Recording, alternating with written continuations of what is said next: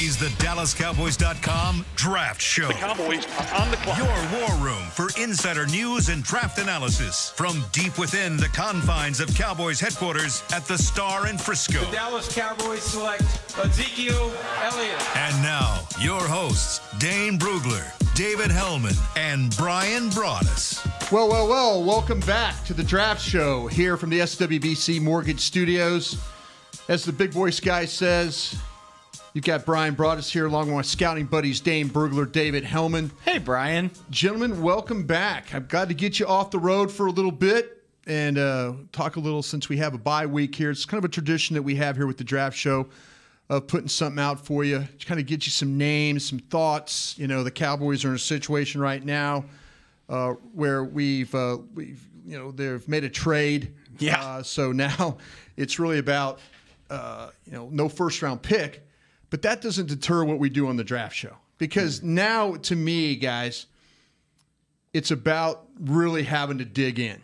You know, not that the Draft Show doesn't dig in, but it's about really digging in and finding names and, thinking of creative ways to get back in, take the players there in the second round, or whatever you have to do. I think this is, to be honest with you, I think it's going to make the Draft Show even better.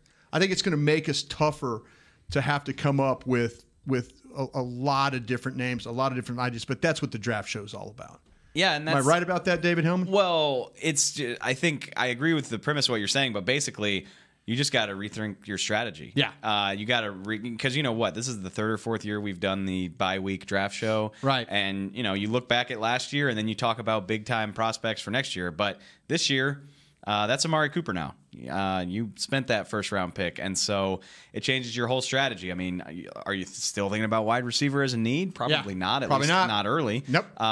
What is a need? What can you realistically get with your second and third round picks? Yeah. Where's the class deep? Because all of a sudden, that's even more important than it usually is if you can't use a first-round pick on a guy. So it turned my whole worworld upside down, and I'm it's excited. Going to change the way we think about it. Yeah, I'm excited about it because to me, I want to be tougher. I want the Draft Show. So you're going to do like 800 names like Dane now, or yeah, that's what I want to do. We're started already. Yeah, he and we've already started cracking us. By the way, there's a defensive tackle at Alabama. Well, if you like this guy at Houston, this guy at Alabama is better. Quinnen Williams. Yes. Yeah. If you like Oliver. Trust me. So how are we going to get him? Oh, that's a pipe dream. Well, you got to talk about these cats. We will. Yeah. To me, if you ask me, I think the draft is even more important now for the Cowboys. Yeah. Because you cannot miss on the second and third round picks. You can't. Yeah, absolutely. When draft weekend comes around, and listen, nothing changes for the Cowboys scouts. Nothing changes. No, go out there and keep grading players. I mean, it's just end change for us. No, because when you trade for an Amari Cooper. Part of that goes back to your evaluation in 2015? 15. Yeah. They knew they had no shot at Amari Cooper, in that draft. Fourth overall pick there, right? Right. So, but they still did their due diligence, and that played into, now him being a Cowboy. So they're still doing their due diligence on all these players, and you never know. They might have a top 10 pick on a player that falls to pick 27, and maybe you think about moving up to go get him. That's exactly right. A Noah Fant from Iowa, tight end, one of these guys. So, look at him. Look at him already throwing that name. We'll be talking about him. Is he better than George Kittle? He's an Evan Ingram type. He's more of a wide out than a pure blocker. Cowboys don't want him. Get him out of here. You want to surround Dak with guys that can play. Yeah. And Noah Fant can play. Yeah. So Iowa tight ends aren't bad, man. Don't be looking at me. I was watching some tight ends with him today. I'm just making a joke about how Cowboys need their tight ends to block. I know you're right about that. Hey, by the way, guys, I want to also welcome on board once again our friends at Miller Lite. That they're always going to be a sponsor of the Draft Show, and we do appreciate them. And I also want to say I appreciate Kent Garrison for once again getting us on board. Kent, are we doing all right today there, sir? Doing great. Great to be back for all another right. year of exciting drafts. Well, that's it. And if we have to, as we go along in the Draft Show, if we take some calls, I just ask you one thing. Please be nice to Kent. If we take the calls, it'll be 888-855-2297. Again, we're from the SWBC Mortgage Studios. As always, guys and gals, we're doing great out there. If you're new to the Draft Show, welcome. We're so happy to have you with us here. And as you can tell, we're all very excited about talking about the draft. And here we are at the end of October. By the time we get this thing really cranking here in January, this will be full on. Get ready for twice a week.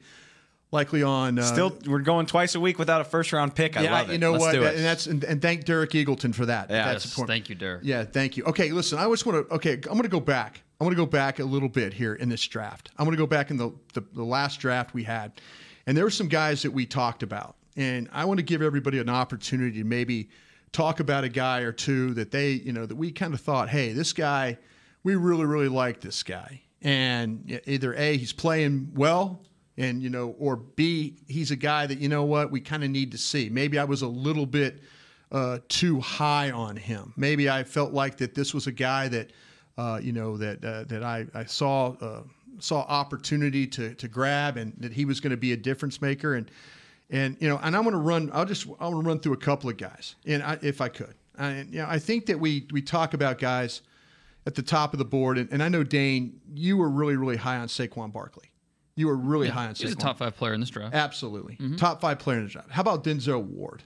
Another top 5 player in this Now, draft. okay, there you go. Now we're kind of talking Two about nice little players right there. Nice little players. Okay, that's the top of the draft right there. So I think the Browns and John Dorsey have been vindicated a little bit. And Bradley Chubb's come on. That's what I was going to ask you. Well. Yeah, I was going to get to Bradley Chubb and what we talked about so far. 15 solo tackles, 6.5 sacks.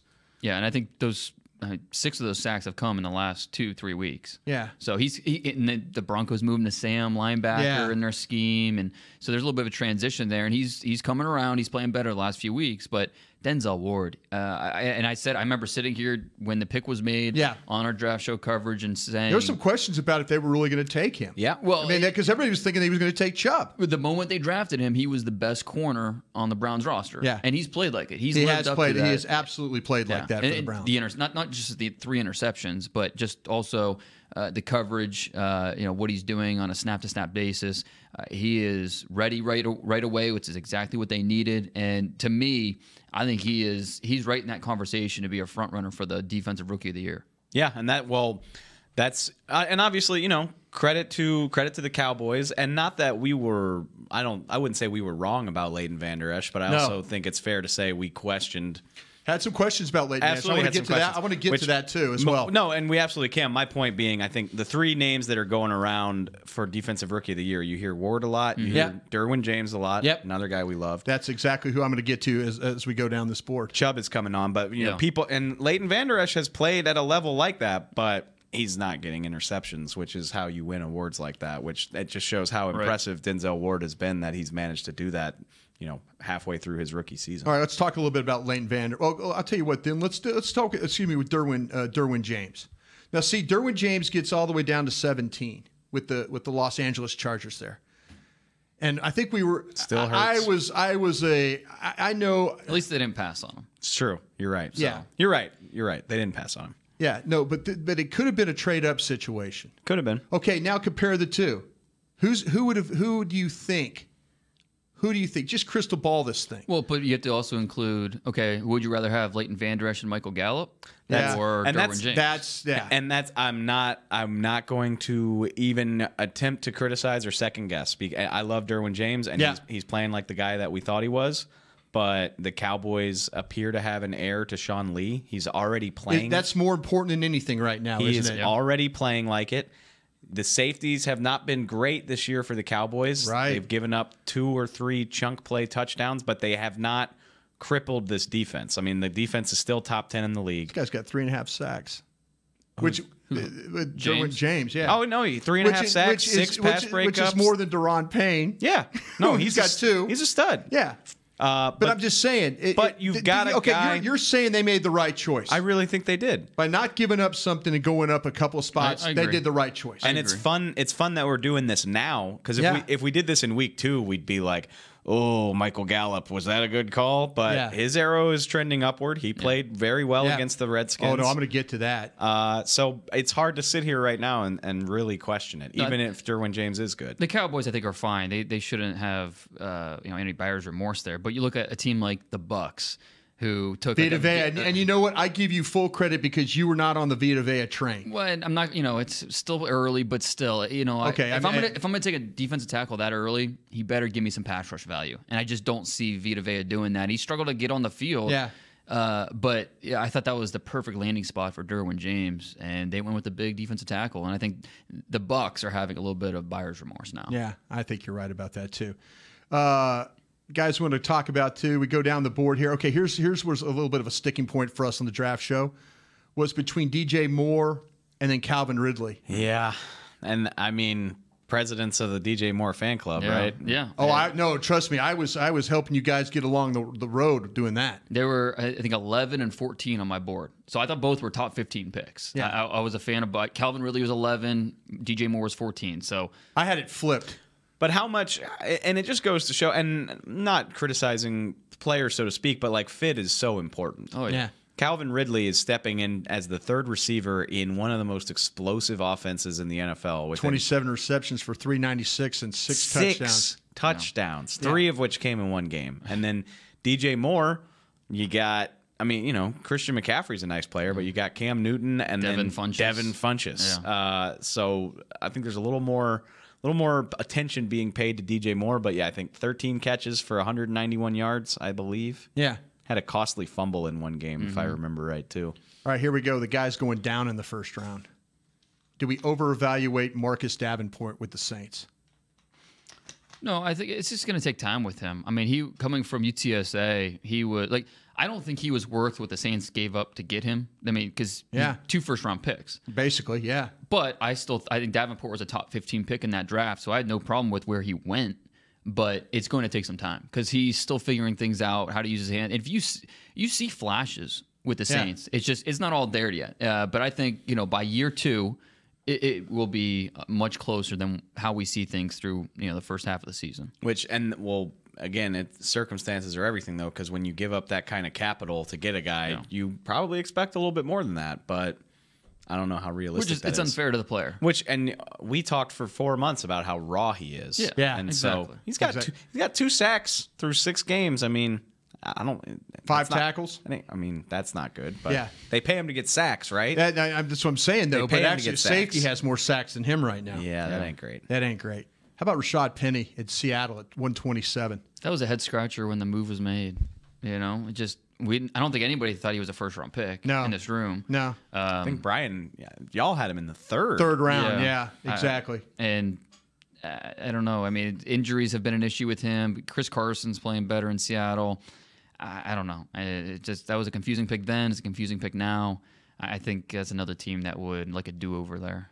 How about Tevin Bryan from Jacksonville? Didn't see a lot of him when we played the Jags a couple weeks ago. 4 tackles. The guy's playing. And I think that's more of a case of that they got a good defensive line, exactly. but he's part of the rotation. Though, guys. He's not getting enough snaps to really maximize what he can do. But yeah, that's another guy that's going to need some time. Second round, Darius Leonard. Oh, I knew you were going to bring him up. I think he's definitely one of the 54 tackles and 4 sacks. Those are 54 solo tackles. Him and Frank Ragnow are the 2 players that I think have far exceeded my expectations based on what they showed in college and how we projected them forward. Credit to them because they're playing much better than I thought they could. And Darius Leonard, he's right there in the mix to be Defensive Rookie of the Year with what he's been so important for that Colts defense. Yeah. We talk about Eberflus, with defensive coordinator up there, former Cowboys assistant, how important the middle linebacker is to that defense. And he stepped in from day one, and he's played a huge part for Indianapolis. So I think they I didn't have him high enough. No, I didn't third round. Yeah, you loved him, though. I know, and I had him in the third round. Yeah. I talked about him a lot, happens. and I had him in the third round. It's just a coward move on my part. It happened. Oh, don't be so hard on yourself. How about this? How about this next guy then? Kerryon Johnson, the running back from Auburn. You talked about him as a potential first-round guy. Yeah, Did you keep him in the first? I gave him a late first, early second-round grade. Here you go. He's outplayed every running back in front of him except for Saquon. Yeah. 69 carries for 444 yards, 1 touchdown, 15 receptions for 89 yards for him. I think the Lions killed it, I thought. Him in the second, and then Deshaun Hand in the fourth. Yeah. Deshaun Hand, I gave him a second-round grade. I love Deshaun Hand, and he's playing outstanding as a rookie. just a steal in the 4th round. Deshaun Hand almost beat the Cowboys on his own. Yeah. He was the guy that stripped Dak on that play. Yeah, and absolutely. Then Kerryon Johnson only getting 9 carries in that game. It was a miracle that Don't they They're understand finally that. smart enough. He got 20 plus touches for the first time against Miami. Yeah, So keep they're doing that. They're Yeah. finally smartening up and realize. I mean, yes, you have Matt Stafford. You've got targets to throw to. Give your running game a little bit of help, and they're not going to let you down. I got some guys going down here. Ronald Jones at Tampa Bay, 238. And I was way high on Ronald Jones. I liked him a lot. I mean, how could you not be with the USC tape that he put together? You know, just as a player, he's a fun guy to watch. I mean, if you look at, I had him above Kerryon Johnson myself on my board. Am I wrong? And you know, I'm so dialed in on the Cowboys, but like he's been a healthy scratch for at least a game or two, right? He hasn't been good. His numbers are 17 carries for 45 yards. Some guys they're not ready to be professionals, and I think that's the case Ronald here. Jones. It's not like he's not talented. Of course he's talented, but he has to adapt to a more professional demeanor and do what the coaches ask of him. And so far, he just hasn't been able to do that. How about this guy, Harold Landry? I was hoping you were going to bring him up because we're going to get to see him when the season. 7 tackles, 1 sack for the And here's a guy. If you look at again how my board was facing, I had Chubb, Landry, and Davenport as my right end guys, and that's the order I had them. I believe I remember saying I would take him at 19, which I mean he fell way further than that. Actually, he did. He fell all the way down to 40-something, 41. Yeah. 16 tackles and a sack, I think. He actually, 7 solos, 1 sack is what he's got so far. I had Chubb, Davenport, and then Landry, but I still thought Landry was a top 15 caliber player. Yeah. So it's going to be interesting to watch him and see how he develops throughout the season because curious how he fell as far as he did. Well, the tackles here in Dallas have struggled, so that's something to watch. A guy who I was high on was this Dante Pettis out of Washington. I know you had your concerns about him, Dane. But see, and that was a perfect example of a guy that went to the ideal situation, the ideal offense. And hasn't really played all that well. Well, and part of that's his quarterback going down, sure. season-ending injury, Garoppolo. So that obviously hurts. But I thought he went to a good situation. I think he's set up well to have some success in San Francisco. Okay, on all this now, where do you feel like with Connor Williams? How do you feel like Connor Williams is in relation to what we've kind of talked about so far? These guys. I mean, people want. Is he pretty much just been flatline right now, or is it? I think he's been fine. I guess you're not going to rave about him. Right. He's not going to make the Pro Bowl as a rookie, but right. Again, go back and listen to what we said about the guy. I think everything that's happening is pretty much in line with y'all's scouting report. Like he struggles with power. Yeah. He's got to adapt to the strength of the NFL game, and I'll say this till I'm blue in the face. He's played well more often than he's played bad. Yeah. True and he's or playing a false? new position too. Yeah, I mean he's that's moving inside. And somebody, it was probably, I think it was on my show, Derek was like, well, he's not picking it up as quick as Zach Martin. Is like, well, let's pick 16 versus pick 50. Different player though too. Yeah. Different player with as far as the power and stuff like that. I mean, absolutely. And the top of that 2014 draft is something else. I don't know how often y'all go back and look at that, but Zach Martin would have been drafted higher in what was already a loaded draft. Yeah, that was the 2004. That was Odell Beckham and Aaron Donald. Aaron Donald, Mack, Clowney. Yeah. Yeah. That was a nice collection of talent. But, I mean, am I wrong? No, not at all. I'm not disappointed in the Connor all. Williams pick at all. No, not at all. Not at all. I'm going to go through. I'm going to bounce into the third round real quick here. The guy I kind of picked out was Fred Warner. Yep. The linebacker. I wrote him down too. The linebacker from BYU. Playing like a stud. Yeah, 42 solo tackles there for the 49ers. And we kind of talked about him as a hybrid type player. Yeah. Right? A guy that could cover. It is, and I don't want to second guess. Because I think they did a good job. But these were guys, Leonard and Warner were both guys. It's like, well, if you don't get Van Der Esch or Rashaan Evans in the first round, these are options later. And so it is interesting that that both those guys are playing so well. Leonard obviously went. What pick was Warner? Warner was 370. So he doesn't even fall far enough for the Cowboys to have taken him. But I'm thinking of like an alternate reality where like it's Calvin Ridley and Fred Warner instead of Leighton Vander Esch and Michael Gallup. But okay, I'm going to ask you. It doesn't check out though. He was 56 on my board, so I would have taken Fred Warner in the second round, no problem. Yeah, and I think he's far. I just think the tape was too good on him. We'll talk about Michael Gallup for the Cowboys. 10 receptions, 191 yards, 1 touchdown. They need to get him the ball more, don't they, David? I mean, if like I said, if we'd had this show 3 weeks ago, I would have been like, does he deserve the ball more? Like miscues against Carolina, miscue against Seattle that cost Dak an interception. Route running problems. Where he went out of bounds against the Giants on what could have been a big gain. So it was a rough start for him, but this is 2 or 3 games in a row now, especially against Washington, where he's looking like a guy who he sees the light coming on, which hopefully that continues, because especially with Amari Cooper on this lineup now, I think this could be big for him. Yeah. Well, wide receiver is historically one of the positions that takes the longest to adapt to NFL life. Right. Because you're on the outside. You're not used to facing 6-foot corners who run faster than you. Right. How many of those guys did Michael Gallup face in the Mountain West? And so developing chemistry with your quarterback, facing press coverage, better athletes at the cornerback position, it's a lot harder. So it takes time. What Amari Cooper did as a rookie in the NFL, incredible. That's not normal. Right. I mean, Odell Beckham did it his rookie year. Absolutely. That's not normal. Yeah. So, I mean, look at 2017, the 3 wide receivers taken in the top 10 that year. Corey Davis, Mike Williams, and John Ross. Yeah. None of the three None have of the 3 had come done close. Yeah. Check this out, guys. I actually did a deep dive on this for a column I wrote about the Cooper trade. I went back and looked every receiver drafted since 2010. I looked at their production. I just set an arbitrary baseline of like 60 catches, 1,000 yards, just kind of as just a baseline. Out of 252 receivers drafted, 49 of them have hit that mark at some point in their career. Only 31 did it within the first 2 years of their career. Yeah. And then I broke it down by round. Of those 31, 13 of them were first-round picks. I think 4 of them were second-round picks, and only 3 of them were third-round picks. Wow.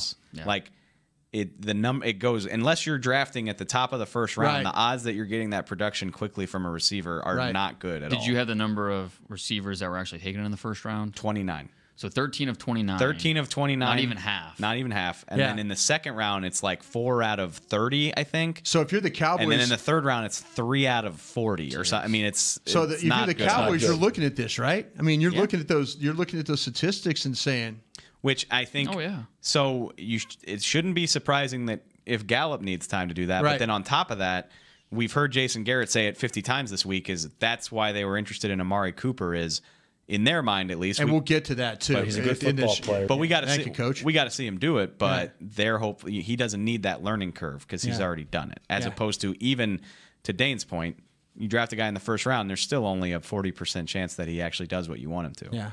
We'll get to that. We're going to get into some wide receivers here at the end. I want to talk about some guys to look at. Okay, just real quick here, too, before we get out of here for a break real quick. I just want to point out some guys. The Houston Texans took that Kiki Kuti, 4th round, 103. I think I was really hard on him. I didn't have him right. He was a slot-only guy who Yeah. was playing well in the slot for Houston. Yeah, I mean, they're not using him Yeah. the way he would be used here. No, so but I mean, think you gotta take that into where he consideration. was taken. Go into the 5th round, Maurice Hurst. Yeah. Hasn't really played very well in Oakland. We talked about him. Is anybody in Oakland I was going to say, playing well? it's so hard to evaluate anything going on with Oakland right now. Shaquem Griffin, another one in Seattle, only 3 tackles. That's, yeah. Yeah. Then I go in maybe a guy that Jannard Avery, the kid from Memphis. I kind of had him as a guy. I had him in that mix of linebackers with let's see, Smith, Edmonds, Griffin, Jefferson, Warner, and then let me look in the inside. Let me look at inside backers. I'm sorry, Van Der Esch, Jewell, Avery, and Leonard were the guys I kind of had there. They're all everybody's kind of holding up in that spot right there, right? The Avery discussion is fascinating to me because I gave him a 5th-round grade. I was lower Yeah. on him. And I went back, because he's playing well for the Browns. I went Yeah. back and read my report, and I was, okay. You wrote him much better than you talk about him? Well, I thought I nailed him. I Yeah. mean, my report, I thought was exactly what we're seeing with Cleveland. I thought the evaluation was right. My valuation on him in terms of, because I was groomed all along that top 100 pick, those need to be your starters first Sure. 3 rounds. Sure. But Avery, because he's not a starter for the Browns. No, he's not. coming off the bench as a nickel rusher. Yeah. I mean that's what he's. So I think that's probably what he's always going to be because Right. he's not a very good run defender. Right. I don't like him off the ball in space. So you're going to just let him pin his ears back and get after the quarterback on passing downs. And so the value on something like that is worth a top 3 round. Even though he's not a starter, even though he's not going to have the number of snaps that you want, his ability to impact the game makes him worthy of top 100 consideration. So I thought I got my evaluation right on him. It's the valuation that I thought that's where I was off. Yeah, that's sometimes that happens to you though. I mean, well, that's I've written players before and put a grade on them, and then I went back and read them again. And I go, what the hell was I doing? I mean, this guy is not a 4th round. I mean, I wrote him like he's a 3rd round guy. I wrote him like he's a 2nd round guy. Right. You know, and then there's some guys you write too high. I mean, Josie Jewell's played well at Denver, but I probably wrote him too high for what he was for me putting him in the 2nd round. If everything panned out the way it was supposed to, it wouldn't be that interesting. No, that's what we're gonna do. We're gonna make this interesting. All right, we're gonna take a quick break. Then we come back. I want to make sure we get some of your questions answered out there. If you're listening, we've kind of David Hellman. It's something we've always done here. We call it Twitter on the 20. I know we're a little bit off time, but we want to get to your questions. So stay tuned. We'll be right back. Essilor has been helping Cowboys fans see better since 1972 so they don't miss a moment on the field. Get glasses with Essilor's best vision, clarity, and protection with the Essilor Ultimate Lens Package. 3 innovative technologies in 1 lens. For a limited time, you can double your lenses for free when you purchase the Essilor Ultimate Lens Package and get a 2nd pair of frames. Find a participating eye care professional and details by visiting EssilorUSA.com. That's EssilorUSA.com. Terms and conditions apply. If you're like me and you love... if you have a thing, then cutting the cord is scary. But then I found out I could switch to DirecTV Now and still get the live sports I love. No satellite needed, no bulky hardware, no annual contract, just... Get the live sports you love. Try DirecTV Now for $10 a month for 3 months. Visit DirecTVNow.com. DirecTV Now. More for your thing. That's our thing. Use code REALDEAL. Limited time. Price for little package. After 3 months, renews monthly at full price. Currently minimum $40 unless canceled. Prices may change. New subscribers only. Cancel anytime. Content varies by package and may be limited. Restrictions apply. A man's Stetson doesn't just protect him from life's elements. It projects an unstoppable and legendary spirit, just like the men wearing silver and navy on the field every Sunday. Since 1865, Stetson hats are American-made with pride right here in Texas. They are still the official crown of all self-respecting Cowboys. And Stetson is proud to be on the field with America's team. Find Stetson hats in the Pro Shop or at Stetson.com today. Dr. Pepper is the one you crave. But how do you explain that craving? Imagine being shipwrecked on a desert island, alone. Glass-like curls of surf pound the shore with Dr. Pepper-colored waves. Surrounded by desire, but you can't drink it because it's the ocean. Fish live in there. The only thing you want is Dr. Pepper, and you can't have it. Now that is a Dr. Pepper craving. Dr. Pepper, the one you crave. This is the DallasCowboys.com Draft Show. The Cowboys are on the clock. We're back here at the Draft Show, presented by Miller Lite from the SWBC Mortgage Studios. Brian brought us Dane Brugler, David Hillman, Kent Garrison, executive producing. Dave, I want to thank Ed Cahill for always doing this for us, creating this a long time ago. It is called Twitter on the 20. Yes, it is. But we got it going at 2:05 Central today, so that's fine. But feels good again, to hear. This is what the Draft Show is about. The fans out there, and we do appreciate the fans. This is always going to be a staple of ours. I always want to be able to answer questions, whatever questions you have. I want to be able to do it, and this is our best avenue of doing it. So we appreciate you guys hanging in there with us. Go ahead, David. Let's start really broad, and we can narrow it down. Sure. First question from CJ. Yeah. Cowboys, top 3 needs going into the offseason. What do you got? I think the tight end is clearly going to be one. I think they're going to have to look at a safety here. And if they've done enough, are they going to have to get another wide receiver? Are they going to have to get another? I mean, if you start moving on from guys, now what happens to Cole Beasley? Is that going to be? Unfortunately, I'm looking at like the offensive line a little bit. Yep. But that's I feel pretty good about what's going on the defensive line. I feel what's going on well with the linebackers. What about the interior of the defensive line? Defensive tackle. Yeah. Sure. That might be. Is it more so than if you just overhaul this wide receiver core? Because if it turns into Gallup. If it turns into Gallup and Cooper and whoever and who else? Well, you got Gallup, You got Cooper for sure. Right. Cole Beasley's in a contract year. Right. Hard to imagine. Alan Hearns for another year. Hard to imagine Terrence Williams has no. It's hard to imagine that. Who am I? Deontay Thompson's a free agent. Yeah. Lance Lenoir? Cedric Wilson got hurt. Wilson got hurt in the preseason. That's a good catch, Ken. So to me, I'm just kind of looking at this. Some people probably say, oh, well, quarterback, but you got Mike White. We've talked about Mike White a bunch. We don't have to spend a lot of time on it. But the decision to trade for Cooper, Dak Prescott's your starter in 2019. Yeah, I think so. Yeah. I don't disagree with you there. Don't know what else you would do. Okay. But am I right with the first two then? Where do you weigh receive? Like you need depth at receiver. I put it 3. You put it at 3. I put it at 3. I put tight end, safety, and then wide receiver is 3. Where was wide receiver before the Amari Cooper trade? 1.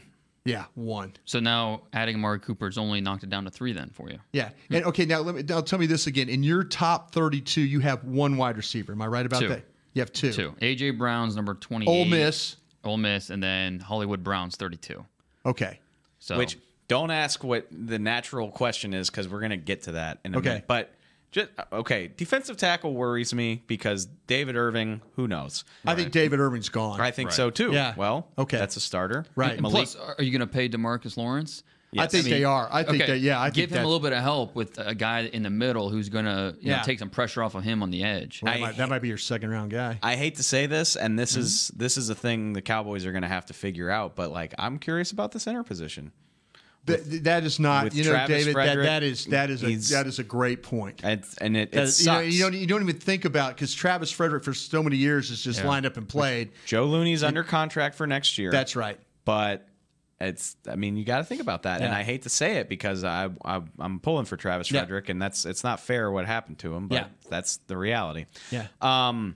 By the way, real quick, Dave, can I say everybody's on Periscope right now? I really appreciate you guys. Everybody's firing questions in there on Periscope, and if you see any, No, I will. Thank you though for doing this. Thank you for playing along with us. We appreciate that. Aaron says, and we're guessing big time here. Aaron says, free agency and the draft go hand in hand. How could you see the Cowboys spending what looks to be their biggest windfall in free agency money in a long time ahead of the draft? And that's going to affect what you do, obviously. Yeah. Could this be where you go out and you take care of my safety position with Earl Thomas? 67 projected, 65-ish, 67-ish $1 million. Yeah. 14 of it is now going to Amari Cooper. Right.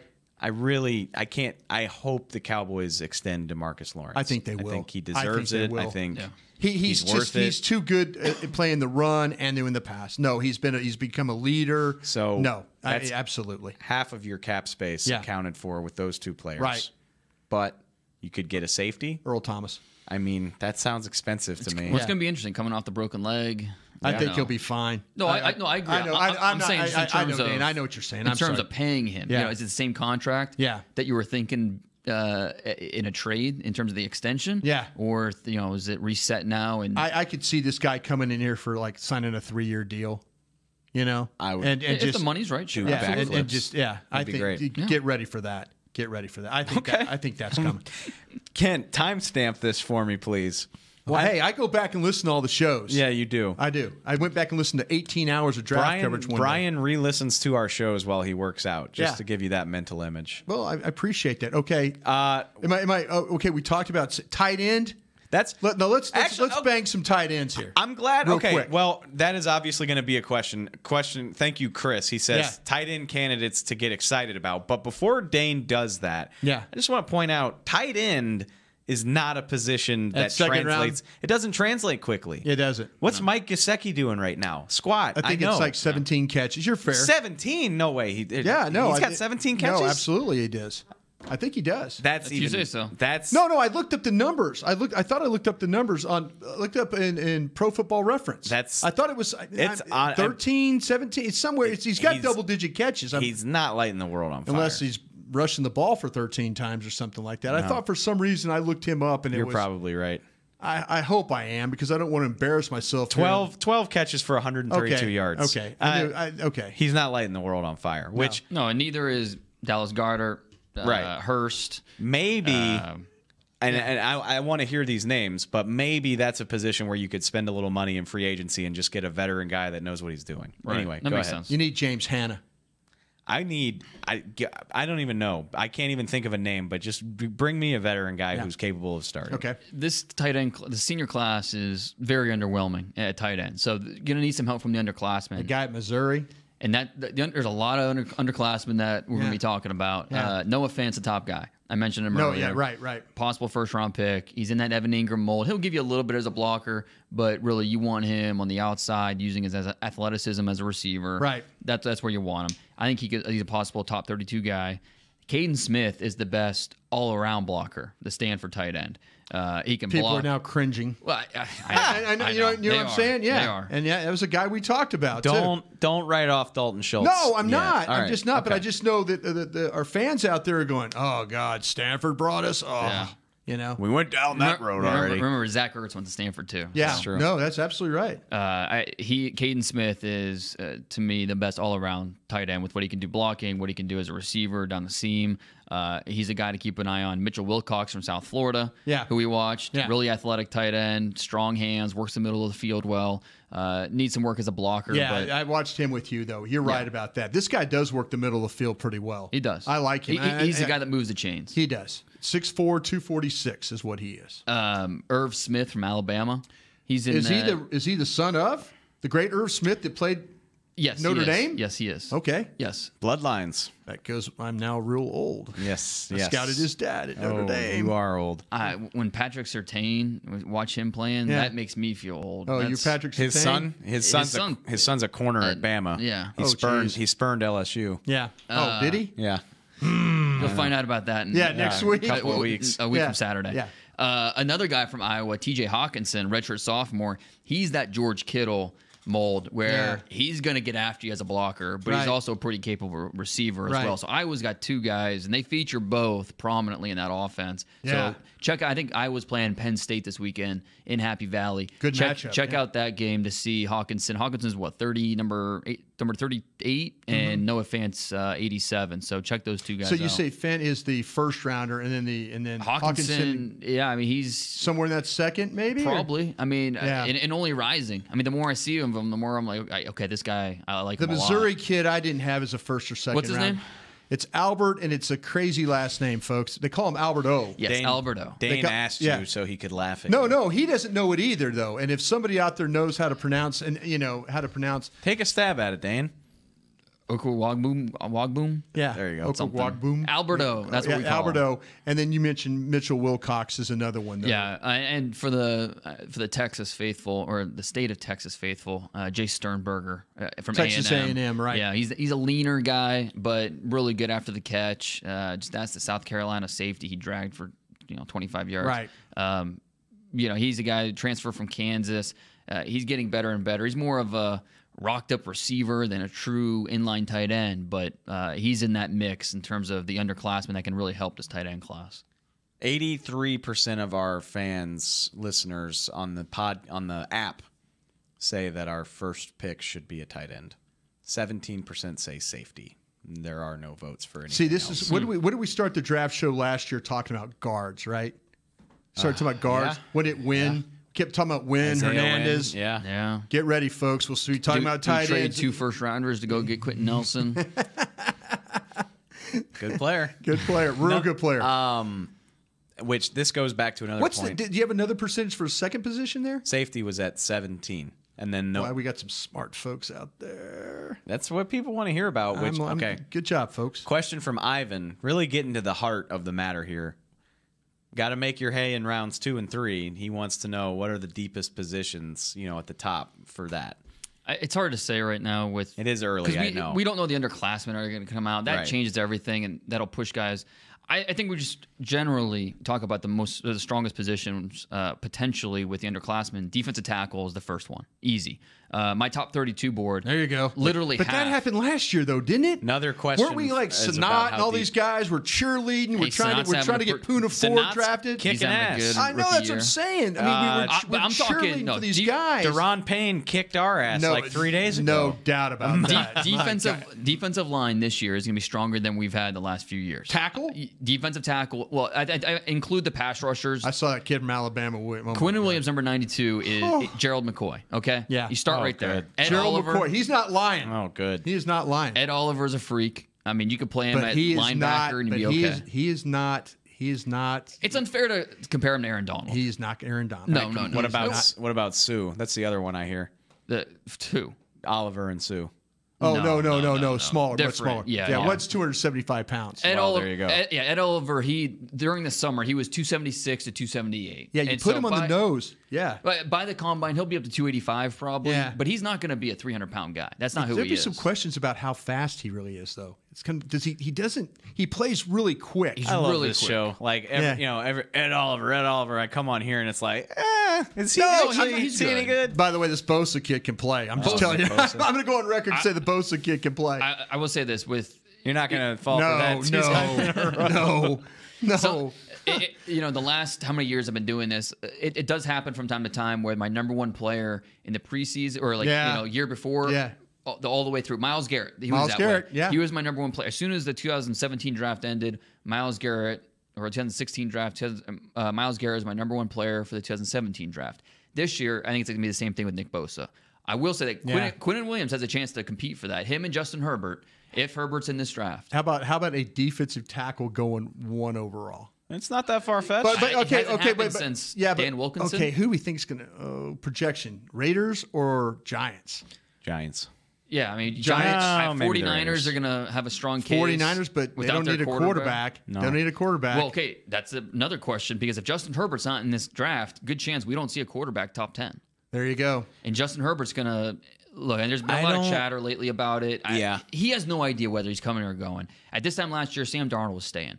I watched him play the other day. He can pitch it around pretty well. He was the top quarterback last year. Dane's just very matter of fact. Shut up, old man scout. Sorry. He's the best quarterback. He's got so cavalier over the years.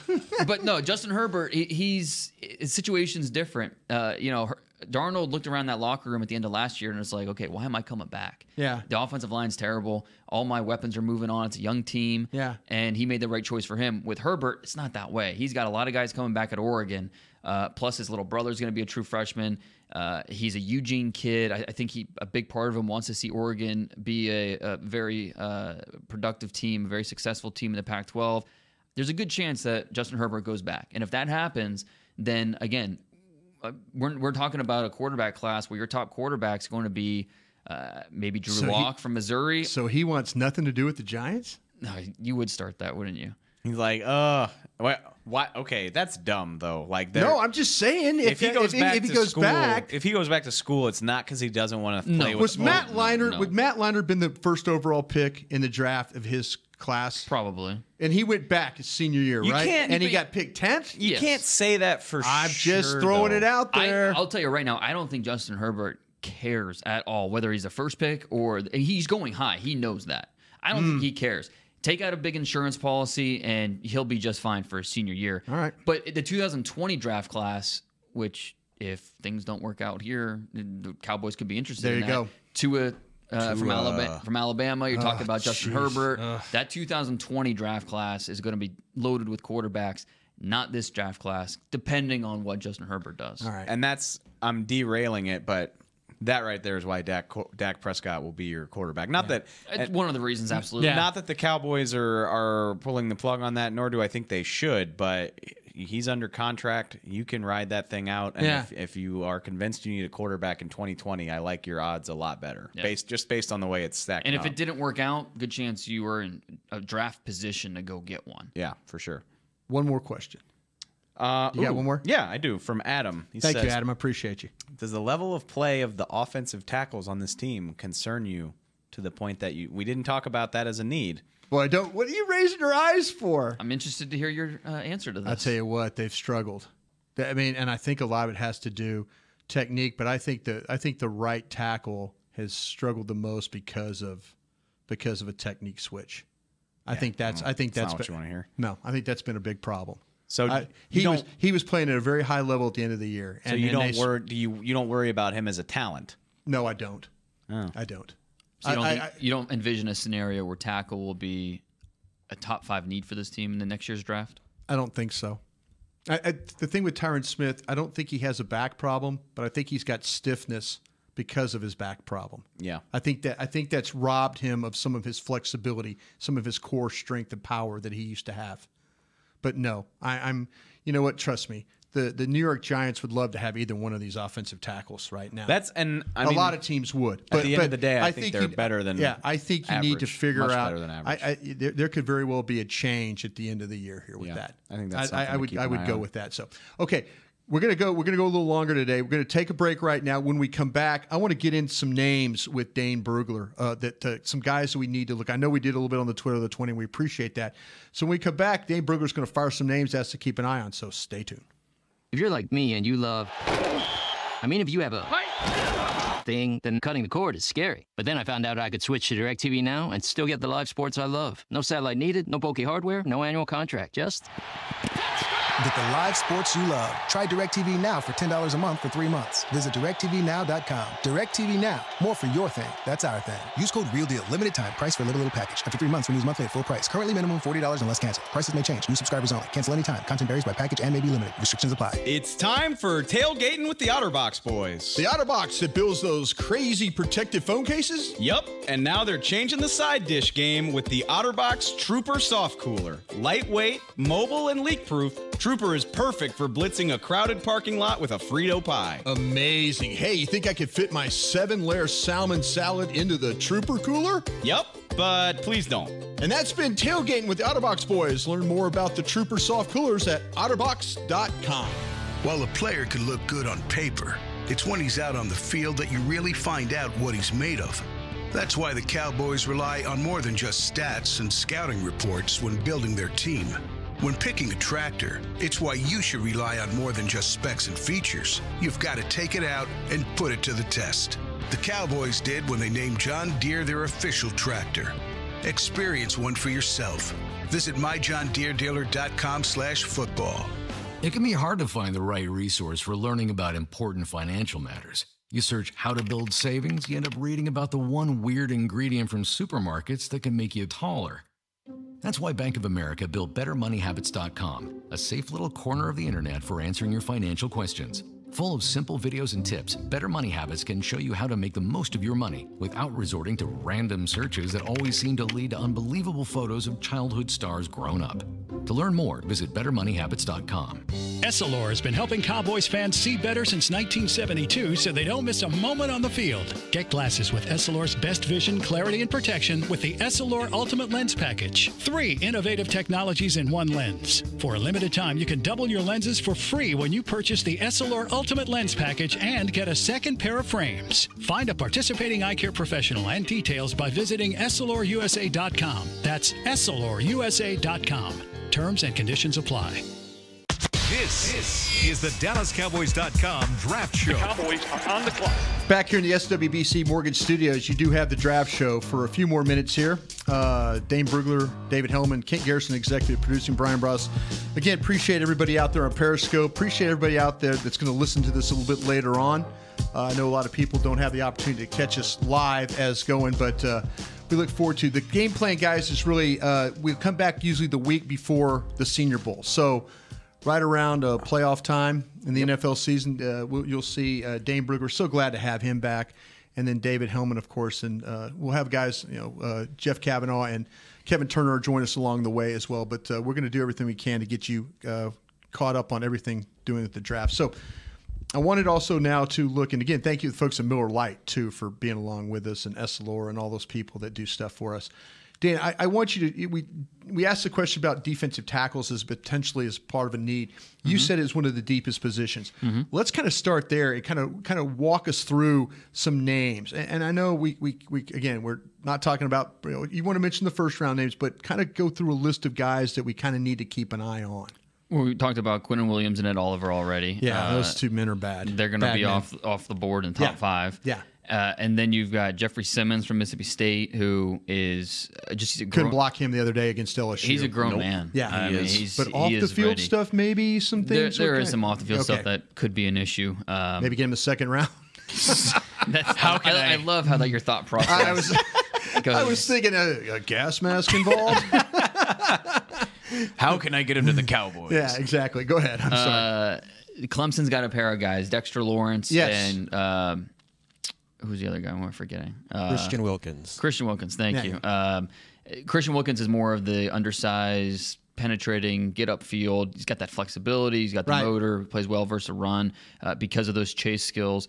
Dexter Lawrence is more of the big body, plug the gaps, gonna hold up double teams, that kind of thing. And that's for me. Dexter Lawrence, I understand why some people think he's a top 10 pick, but again, for me, if you don't have pass rush value and Dexter Lawrence doesn't, that's why I don't want you in the top 20, but that'll be an interesting one.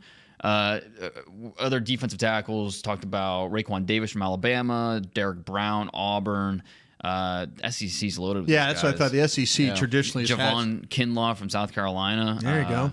Draymond Jones from Ohio State's he's kind of the Ed Oliver light, not quite on Ed Oliver's level, but he's the guy in the mid to late first round you can probably get in that type of player. So defensive tackle, if the juniors come out like we expect them to, it's going to be a loaded position. It's going to be loaded, so it'd be pretty deep there. Yeah, and that's the thing. If you're the Cowboys, you're okay. Defensive tackle, one's going to get pushed down the board. Oh no, absolutely. And so you monitor that and see, okay, is it time to pounce? Yeah, get a guy you really like. How can I? Yeah, we're going to talk a lot about trying to get back into the first, right? Oh no, we're absolutely. I mean, when we get to strategy time, I'm gonna figure out a way to get up in there. Call me a coward for not wanting to. Yeah, but I don't have as many assets, so I'm willing to get crazy this year. That's it. Just package them all. Go all in to help out your quarterback. I mean, if we sign Earl Thomas, then that takes care of one of your needs, right? Maybe we get a tight end too, and then I'm like, let's trade up and get this pass rusher. I'm with you on that. The position we hinted on a little bit about wide receiver. We didn't feel like that most of those guys are bottom of the. Well, not most of them, but a couple of them at the bottom of the first round. Well, and you and I watched them. A lot of people really like N'Keal Harry from Arizona State. Boy, I think he's huge, but he's slow. That's it. He struggles. He's so slow. He struggles to uncover. Yeah, I got to see him in person this year. You were at the game. You were at the Husky Stadium. Washington They played Washington while we were up there. It was a great experience, but Washington's secondary absolutely blanketed him. He couldn't do anything. Well, and that's the thing is he's a big guy. He's really good in contested situations. He's got strong hands, physical. He'll do some things after the catch just because he's so big and physical, but he's not going to create space. No. He's not. That's a big red flag. Yeah, I was watching him. I didn't see they tried him on some double move stuff, and he didn't even have the quickness to kind of, where they were like, the corner was like, okay, keep moving, keep trying. It didn't affect him at all. He was also facing one of the best corners in the nation, Byron Murphy, who, in my opinion, is a top 15 pick. He's a beast in this draft. But Riley Ridley, Calvin's little brother. There you go. The junior at Georgia. Yeah. Who, talking about double moves. He's a really clean route runner. Yeah, he is. He's not a burst player. His speed. He doesn't have the burst that Calvin does. Right. But he's a little bigger, a little more physical, and so there's a trade off there. He's not as smooth as Calvin is running routes. I mean, Calvin was he's a detailed route runner. Yeah. He's one of the better route runners, I think, for a college player. Calvin was just on a different level. There's no question. Yeah. The Mississippi kids. With A.J. Brown and then you like Brown better than Metcalf, don't you? I do. I mean, Metcalf, I get why people like him. He's a physical freak. He's huge and he can run, but he's not very technically sound with his routes. He had some drops. You watched him. What'd you think? We're talking about Brown, right? Or we're talking about Metcalf. Did you like Brown or Metcalf better? I like Brown better than Metcalf because I thought Brown could come out of the slot and play better. But that's the big question with Brown is he's only in the slot on film. Well, Metcalf's like 6'4", 230. He's huge, and that's what I'm saying. And you're saying it really. You talk about the Arizona State. It takes these guys time to get going. Yeah. And you wonder why the Cowboys. I mean, Dak is holding on the ball is because you got guys that can't get down the field. Right. That's a problem. I know we don't love these rankings, but I see a lot of football factories, and then I see Buffalo. Yeah, Anthony Johnson. Anthony Johnson. Talk about him a little bit. That was maybe a tell me more guy, but maybe not. Well, maybe not. If maybe not. If you tell me more now. Jadeveon Clowney's cousin. Guy came, big basketball player in high school.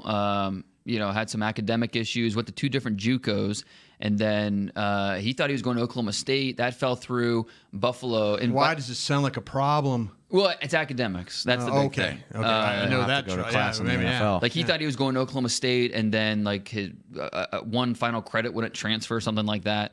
And so I did a big story on him on The Athletic. You can check it out. And he wound up at Buffalo. It was the only school that kind of had a scholarship left for him. Yeah. And so he ends up at Buffalo, and he kind of blew up with Tyree Jackson, the quarterback there. Not the I think I worry about the speed. He's not the fastest guy. I get it seems to be a theme with the guys we're talking about. Oklahoma State tends to have those guys, right? Isn't that Oklahoma State's kind of MO that we've known in the last couple of years? Didn't mention James Washington at the top of the show. He's off to a pretty nice start for Pittsburgh. He went to a pretty good situation where he's not expected to be the guy, right? So he can come or in even the number 2 guy or 3 guy, but some of these other receivers, J.J. Arcega-Whiteside from Stanford, like him a lot. He's kind of like a Mike Evans light. He's not quite the athlete that Mike Evans is, but when you're that size, you have the basketball background, and he plays like a basketball power forward with the way he can box out, high point, come down with the football. I like the South Carolina receivers with Brian Edwards and Deebo Samuel. Both those guys are future NFL players. And then Texas, they've got 2 guys with Lil Jordan Humphrey and Colin Johnson. Yes. I covered, 2 tall trees. That I covered Lil Jordan Humphrey. I covered his in high school. He played at Capel? No, he played at South Lake Carroll. He is fun to watch. Carroll, So Johnson's fun too. Yeah, I did his games on the radio. All right, let's talk. All these wide receivers, I don't think any of them are top 20 guys. Yeah. I think they're between 20 and 60. Yeah. So I think there's good value there. That's great. Well, let me ask you this. You say that like it's a bad thing. No, but push him down the board. Just trying to would you provide been reaching for a guy if you took one at 14 and you took one at absolutely. In my opinion, yes. Yeah. No question. From what we've seen right now, like I love Hollywood Brown. Yeah. He is electric. I watched him in the Texas game. Absolutely. But he's 170 pounds. Yeah, exactly. I mean, you worry about durability. Can he hold up? I mean, okay, maybe he gets like that guy in Jacksonville. Maybe he gets to 180. Yeah. Okay, great. But how many 180-pound receivers are there in the NFL who are playing at a high level consistently? It's just it's hard to do. That guy at Pittsburgh, maybe. How big is he? Brown? Yeah, he's bigger than that. Yeah. I mean, I'd say he's closer to 190. Okay, I'm just asking. Dede Westbrook's doing some things. He's not. He is. I mean, he's hit and miss, and I think a lot of that is because of his size. I think of and the investment was what, 4th round? Yeah, exactly. So because of he had some off the field stuff. He does. So I included Hollywood Brown at number 32 on my board. So I think he is in the he's in that first round conversation, but not a guy that I'm taking top 20. None of these wide receivers are at this point, based on what we've seen. Cowboys fans feel a lot better about this past week. Well, and this is not sugarcoating. I mean, this guy's looked at this stuff, right? And I've looked at these receivers, supposedly the top ones. Yeah, you've seen, and trust me, I'm not. He's right. I've seen some of the top. I mean, the kid I liked the best, honestly, was the guy that I watched today. Was the kid Ridley? from Ridley? Yeah. I would not be surprised if. April comes around, Ridley's wide receiver 1 for me. Yeah. But again, not a guy that you're talking top 20. Not now, yeah. No. I'm not trying to toe the company line, and I'm bummed. Please don't do that. I'm bummed that we don't have a first-round pick, but, I feel good. And Will McClay is pretty good at this, we would say, right? Yeah.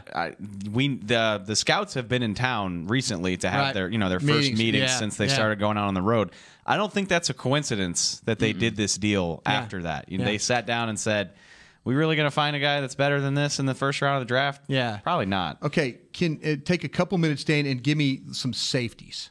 If we looked at some safeties. The top one's easy. That's Deontay Thompson. Okay, now this is again if you don't sign a lot of Alabama names today. Yeah. I know.